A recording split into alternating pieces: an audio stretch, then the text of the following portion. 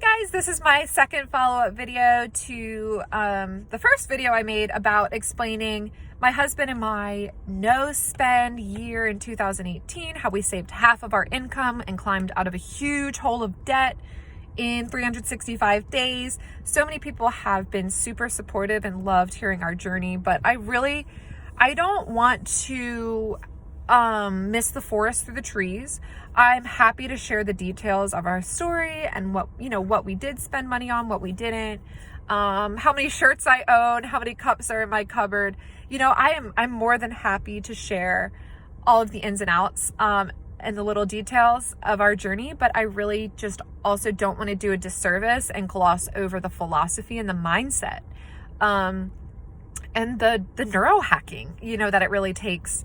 There's some really deep philosophical principles that we had to, meet and address. So, I'll definitely get into the ins and outs of what we spent and all of that. But I also wanted to talk about, a really important principle called hedonic adaptation. And I wanted everyone to do themselves a homework and just right now, first of all, define your goal, define your why.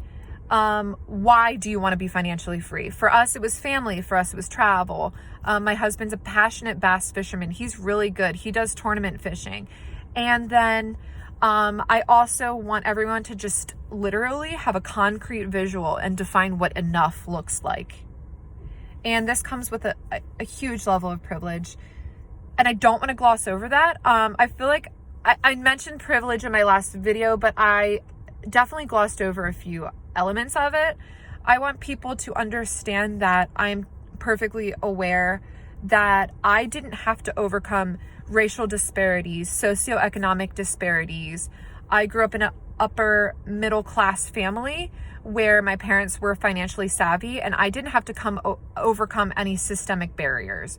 So with that being said, I just want people to know that I understand from the bottom of my heart that I'm at an advantage compared to some, and I'm also at a disadvantage compared to some, that there are certain people that maybe make $250K a year and don't have 2 dimes saved. So I just want everyone to know that I understand. I'm in a different place. I'm not a self-proclaimed self-help guru. I am not a financial advisor. All I'm doing is just sharing our story, where we were at, and how we got to where we are today.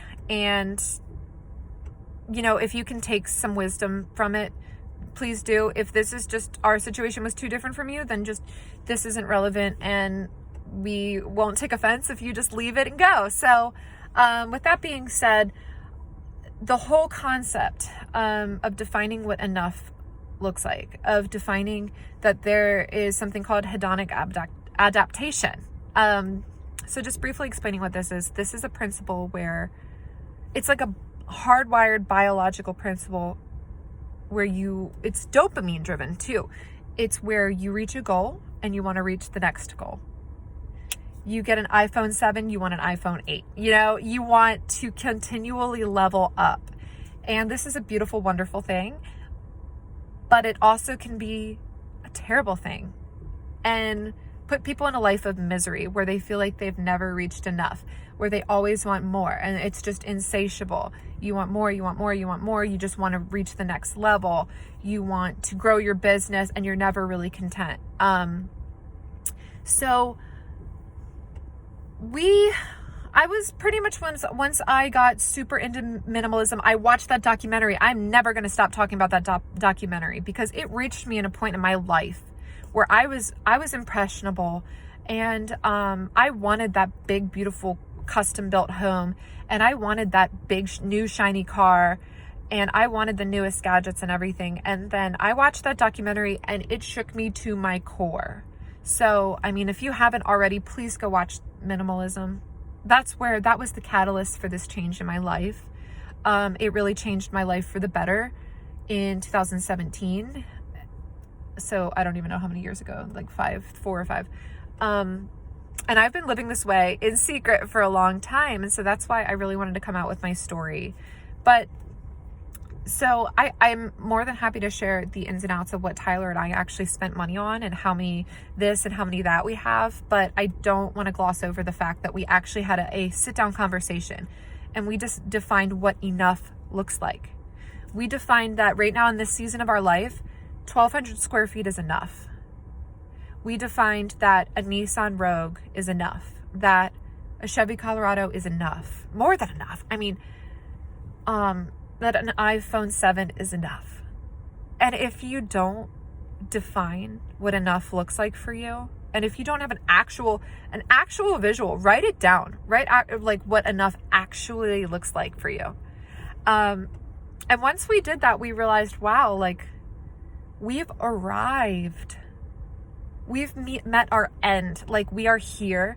We don't feel like we need to keep evolving and do the next thing and do the next thing and do the next thing.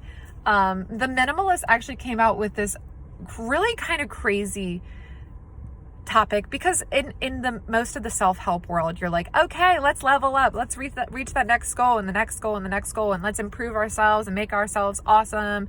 And we just keep leveling up. But the Minimalists, they really had this challenge for us where we just take a period of your life, maybe a month or something, without goals. And for some of you, you'll be like, well, what? That doesn't make any damn sense. But it's this principle that you're never going to be done. You're going to be on a hamster wheel for the rest of your life. And it's okay to take yourself off of it for a hot minute. I mean, even if you're just like, let's just do a week without any goals and just arrive and accept the present moment and be happy where we're at. It's really hacking your brain and hacking your dopamine centers. And, you know, people are like, why are you so freaking happy? I'm happier than a pig in shit. I'm telling you, I am so happy coming home to a 1,200 square foot home. And I am so happy, you know, getting to spend every evening and every weekend home with my husband because he left his job. He took a $25,000 pay cut to work less hours so he could be home more. I could work full time. I've been privileged where I only have to work 1 day a week to keep up with my end of the bills. But in doing this, we had to define what enough looks like. And if we were constantly chasing the newest, greatest, latest thing, I'd have to work full time. He'd have to work probably more than full time.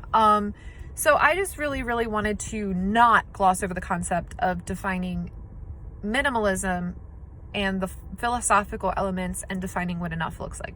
But I also will get into the details about the bills that we actually spent money on, and I'll actually just list them out right now. But just promise me you won't miss the forest through the trees. Don't get hung up on how many shirts to have and how many of this, how many of that. I really want you to search your heart and think of why. Why do I need that new car? Why do I need those AirPods? I don't even know what they're called. AirPods, Apple Watches, all that stuff. I hate that stuff because I hate technology. But, you know, are you trying to look like the epitome of success? Are you trying to, or have you just been inundated with advertising to the point where it's so embedded in your subconscious that you need it, whether you consciously are aware of it or not? So I want people to just stop and realize, like, yes, I'm being inundated 24/7. Every waking hour of your life, you're being inundated with advertising. You're being inundated with messages of the American dream, of success. And I want you to search your heart and decide, is that giant home, does that actually make you happy deep inside?